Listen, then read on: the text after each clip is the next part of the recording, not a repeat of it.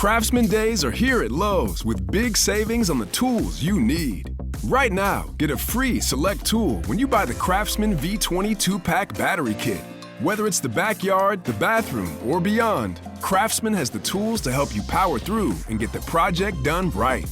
Because DIYing is unpredictable, but your tools shouldn't be.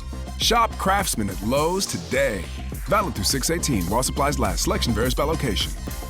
Nats Chat is brought to you by Walters. Experience the UEFA Champions League final like never before at Walters Sports Bar.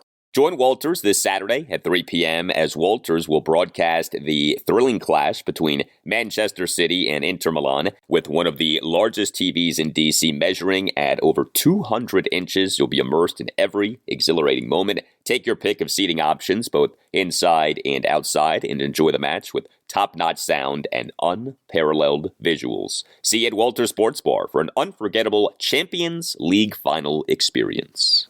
Registrants will receive a free $5 beer wall card. Visit waltersdc.com/events. Now the pitch. Swing and a long drive to left field. This is deep. Carroll going back, way back at the warning track at the wall, and it is gone! Goodbye! A grand slam for Stone Garrett! Bang! Zoom goes Stone Garrett! A grand slam home run against his best friend in baseball. And the Nationals take the lead 4-1. Now the set of the pitch. Swinging a line drive, base hit, past the diving Smith toward the right field line. Rounding third is Walker coming home, and the throw will go to second.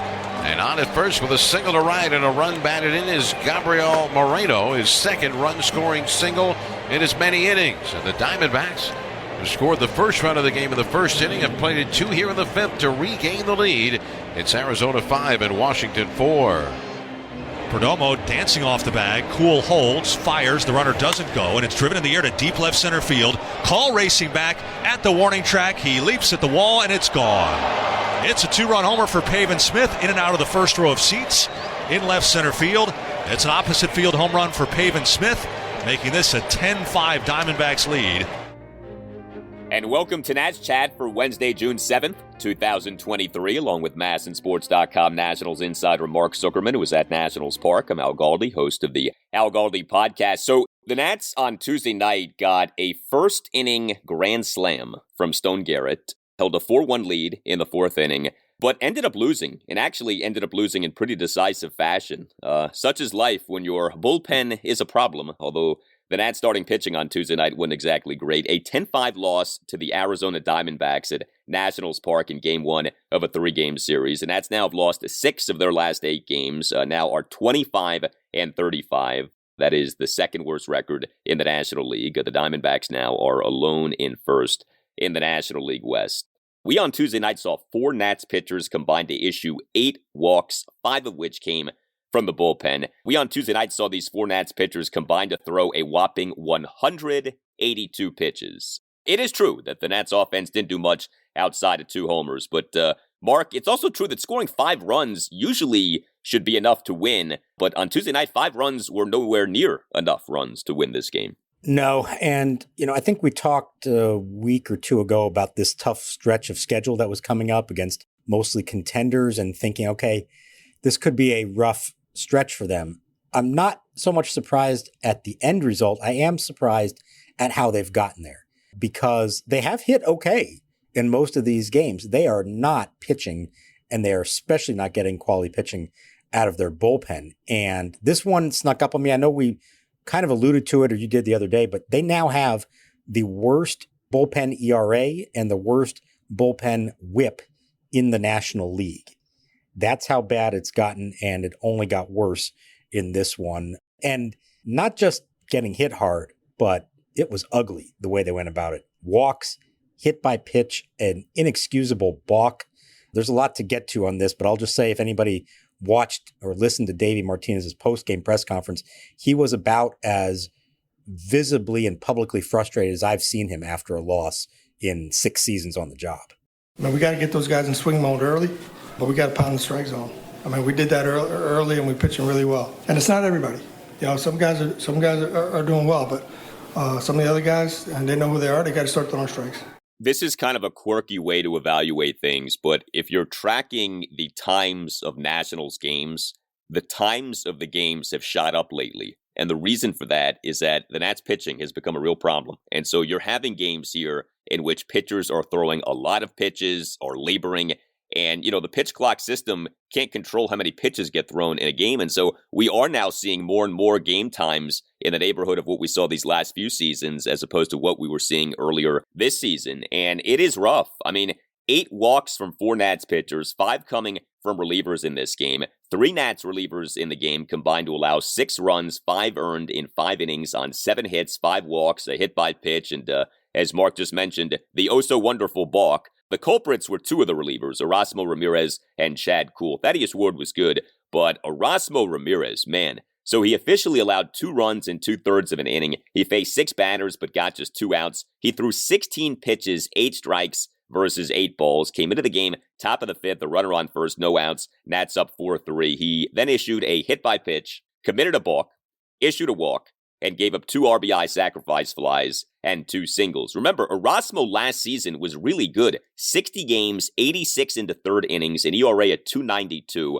Erasmo now, this season, 23 games, 27 innings, an ERA of 6.33. We can get to Chad Kuhl in a moment, but man, this fall-off of Erasmo Ramirez really is something. And he's not a big strikeout guy, so there probably was going to be a regression to the mean for Erasmo this season off what he did last season. But man, that is a stark difference, Erasmo 2022 versus Erasmo in 2023. He may not be a strikeout guy, but he is a strike thrower. And that was not at all who he was in this one. He was so off. The very first pitch, hit by pitch.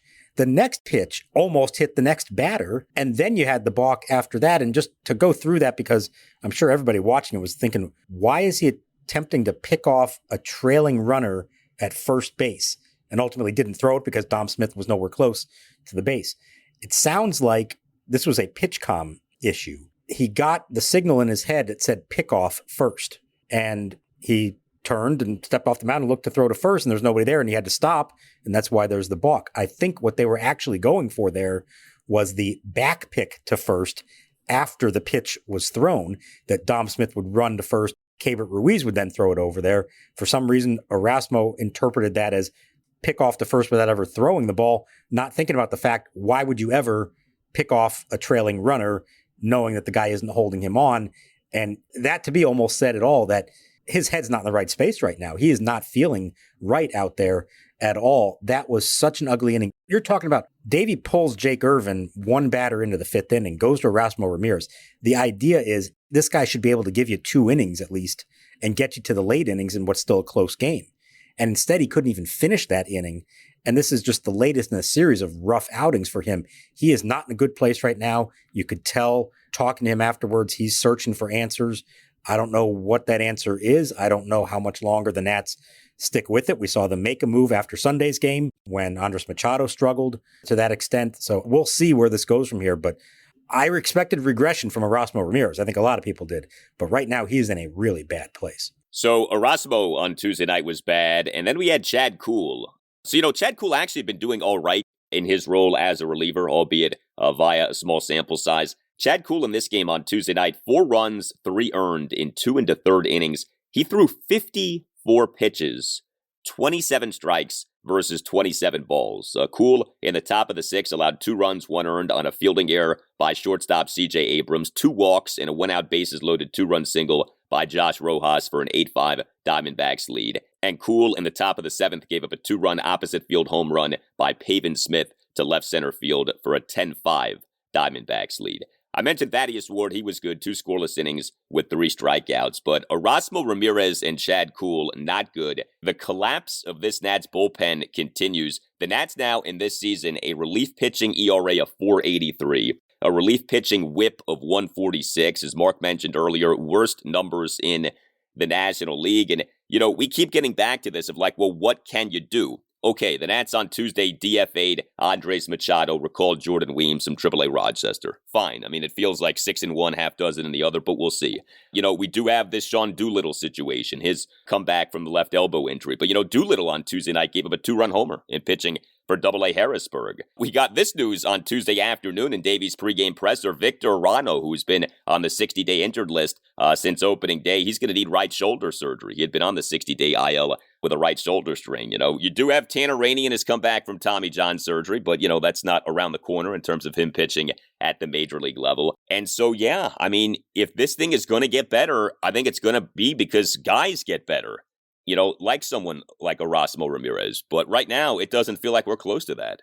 No, it doesn't. And unfortunately, the best answer to it all, and I'm not saying this is a great chance of happening, the best answer might be for the starters to be able to go deeper in games and take some of the pressure off. And maybe he doesn't have to call on one of those guys on a given night, and he can just go to 2 or 3 and hope that he doesn't burn out all his top guys and that they can get the job done. I mean, of all of them, I think Mason Thompson is the one that you would love to see recapture something from what he had in April. That has been a huge drop off from a guy who looked so good early on. The others are mostly meant to be the middle inning guys, the get you through to the late inning ones, often when you're trailing. So not that you don't want improvement from them all, but they aren't really the most important part of the bullpen. You need the top 3, but really you need at least a 4th, if not a 5th, that you can trust in spots. And I'd put Mason Thompson high on the list, and maybe Sean Doolittle, when he does come back, can be on that list, depending on how he does. We still don't know how he's going to look when he gets out there. It's tough. The walks are killer. The stolen bases that they're just giving away without even trying to hold them on.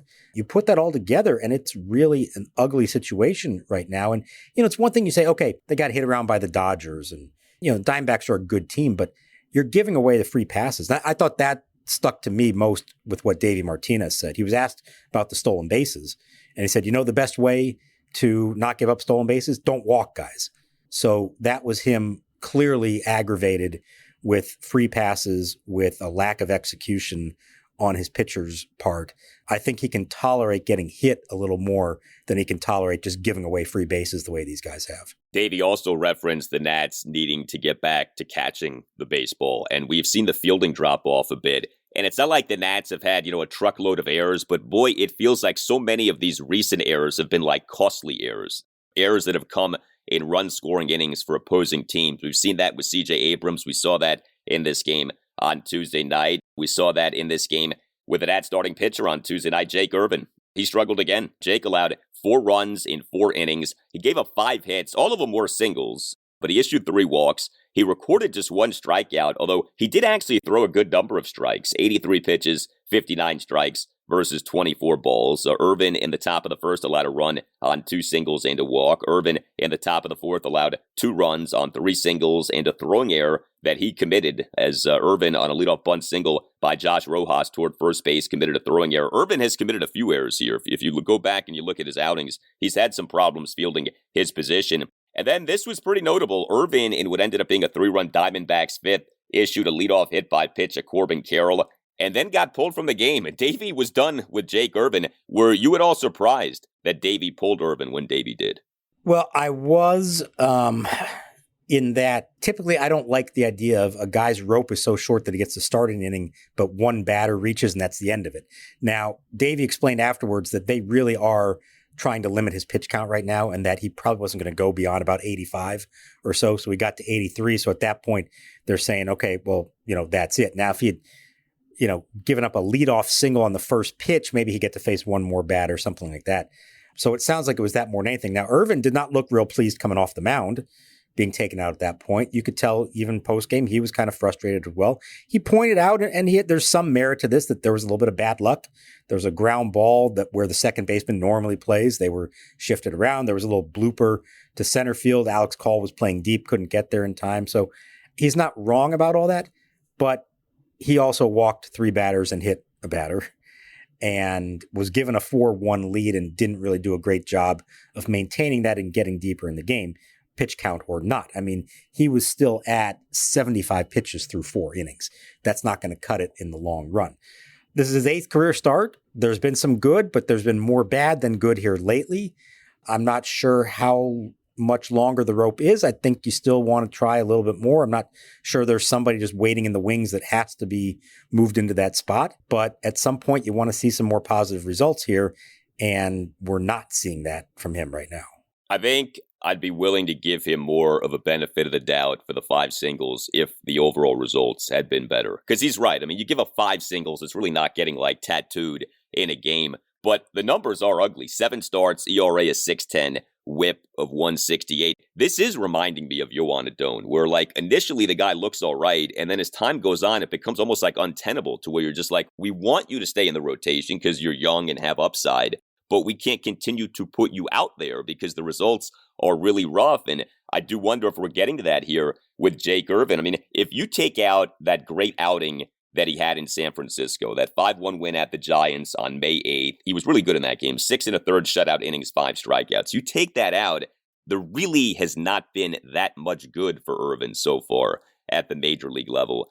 And so if not for a lack of other viable starting pitching options, I think he almost certainly would be out of the rotation. But to your point, who are you going to put in there? I mean, it's easy to say get him out. Who are you putting in? There isn't an obvious person to put in. No, and, the candidates are going to be veterans. It's going to be Paolo Espino, Corey Abbott, Willie Peralta, or somebody like that. So unless they want to rush another kid to the big leagues, and I don't think they do, I think it'll be a little while until we see something there. But it's funny you mentioned Adon because I had the same sort of thought. Adon in his major league debut, remember game 162 against the Red Sox, looked great. You thought, oh, wow, they may have something here. Next thing you know, he makes the opening day rotation and then really was not good. And they stuck with him for quite a while. It was 2+ months before he finally went down. Now, in this case, Irvin, the second start is so good, and it just puts a thought in your head of, hey, maybe this guy really is good. They may have something here. And you remember that if he had 3 or 4 bad starts and then one good one, you might not give it as much credence. When it happens early, it's kind of like a guy who has a great April. You remember that, and then you don't realize all of a sudden you look up one day and, he's hitting 217 in July, and you forget about how he started the year. So there's a little bit of that going on here. Now, I think you give him at least a few more, but obviously they're watching his pitch count, knowing that he's not going to make it through a whole season, whether it's at the major league level or the minor league level. If he continues to struggle, there's going to be a case to be made. You might as well send him down where he can be in more controlled environment, pulled after 4 or 5 innings, no matter the score, without it drawing a lot of attention. It's just a question of who are you going to call up at that point, and how does that fit in both your short-term plan and your long-term plan. Yeah, Yohan Adon last season ended up making 14 starts, so he got a pretty good look-see, but he ended up having an ERA over 7. I think it's telling that we're not even talking about Adon as an option for this season. Adon's ERA for AAA Rochester this season is over 5, so things are not going so well for him. And I think basically by default right now, Jake Irvin is going to continue to stay in the rotation, but for how much longer, we'll see, because the results do need to get better at some point. Hey guys, it's Al Galdi for Window Nation. Well, we all know what summer means. Summer means baseball. Summer usually means more home runs in baseball, but summer also means heat and humidity and your energy bills being rather high due to your air conditioning working extra innings. It is time to beat the heat with Window Nation's summer sale. Save thousands of dollars with an outstanding offer. No money down, no payments, and no interest for 2 years. Plus, Window Nation will give you 2 free windows for every 2 windows that you buy. All you have to do is call 866-90-NATION or visit windownation.com and tell Window Nation that you want the deal that you heard about from Al Galdi on the Nats Chat podcast. Increase the value of your home by up to $12,000. Hey, make your neighbors jealous. Who doesn't want to do that? Again, the Window Nation summer sale. No money down, no payments, and no interest for 2 years. Plus, 2 free windows for every 2 windows that you buy. And this goes for any style of window from Window Nation. 866-90-NATION or visit windownation.com. That's 866-90-NATION or windownation.com. And make sure that you tell Window Nation that Al Galdi sent you. Getting tickets to sporting events has changed from the old days. There are more options than ever before, but Game Time stands out above the rest. If you need last-minute tickets to the ballpark or any other local sporting event, visit gametime.co. They even have options to purchase parking. It's the fastest-growing ticketing app in the country for a reason. Get images of your seat before you buy so you know exactly what to expect when you arrive. Snag the tickets without the stress with Game Time. Download the Game Time app, create an account, and use code NATSCHAT for $20 off your first purchase. Terms apply. Again, create an account and redeem code NATSCHAT for $20 off. Download Game Time today. Last minute tickets, lowest price, guaranteed. Now the wide and the 1-1. Swing and a long drive to left field. Way back. Going. And long gone. Goodbye. And we are a one-run game again. Bang. Zoom goes Lane Thomas with his 9th home run of the year. A no-doubter over the visitors' bullpen. In and out of section 102. And it's now Arizona 6 and Washington 5.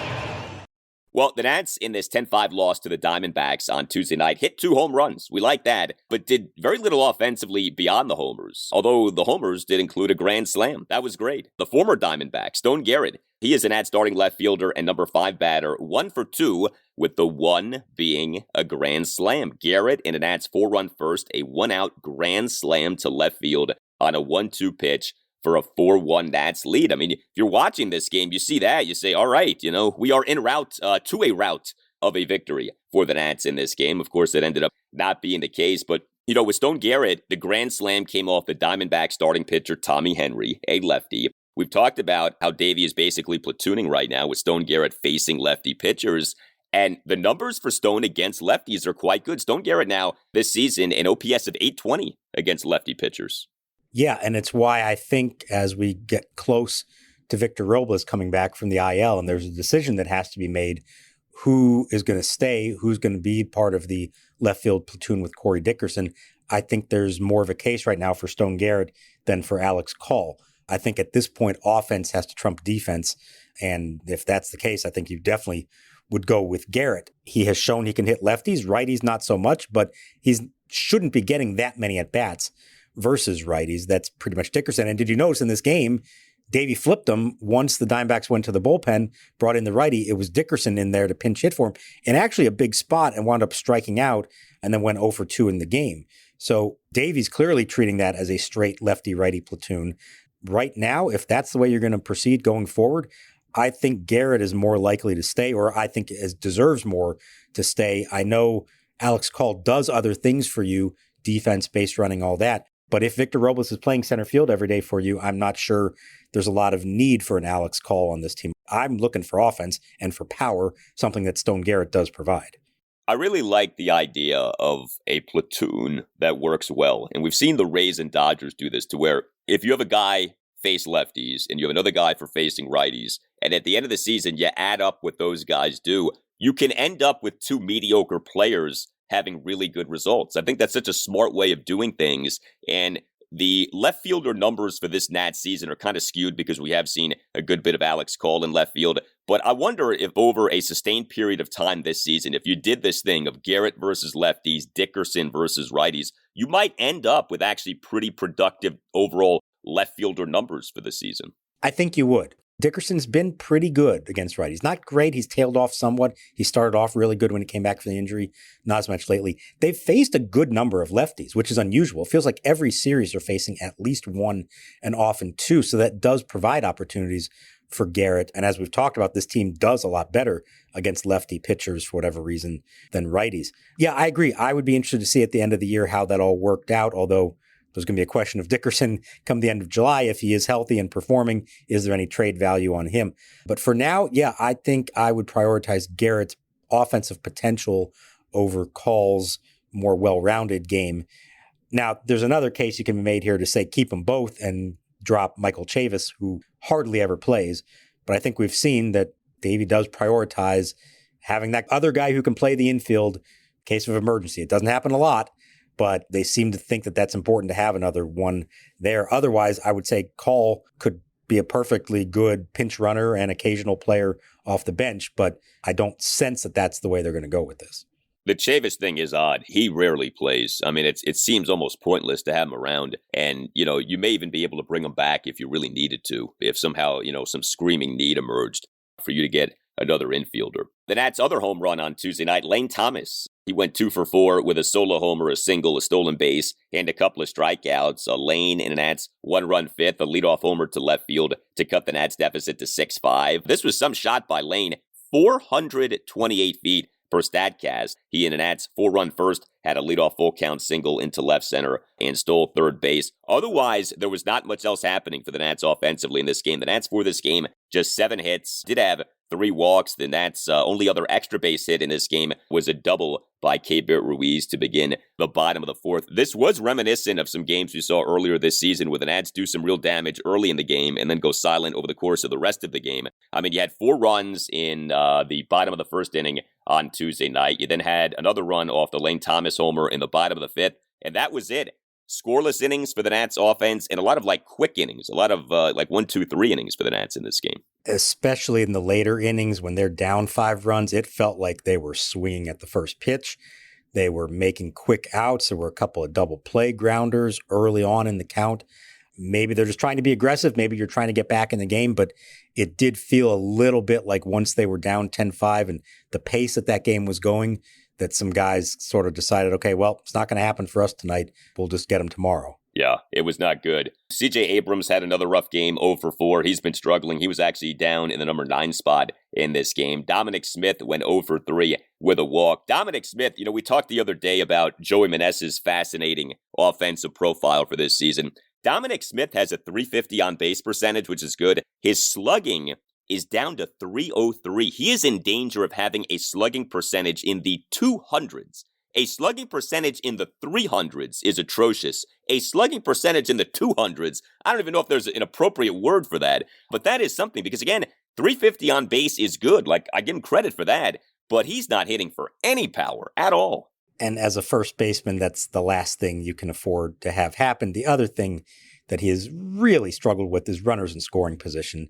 Coming into the day, 9 for 50. That's a 180 batting average, 0 extra base hits in those situations. So his slugging with runners in scoring position is 180. That just does not cut it. And look, the defense has been good. I think there's value in that. But this was his 36th consecutive game started at first base.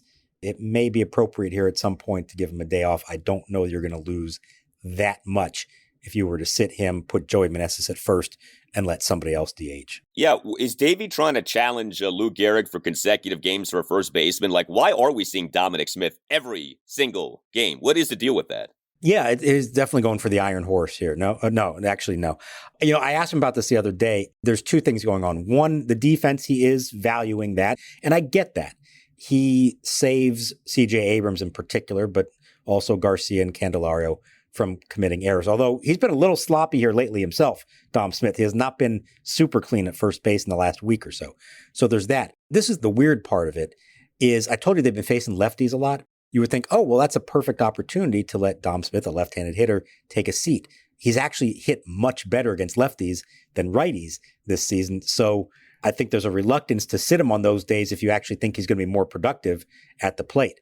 At some point, though, I think you just ignore all that and say, the guy could use a day off. This isn't some Iron Man and certainly not some guy who is so well established and performs so well that you just say he's got to be in the lineup every single day.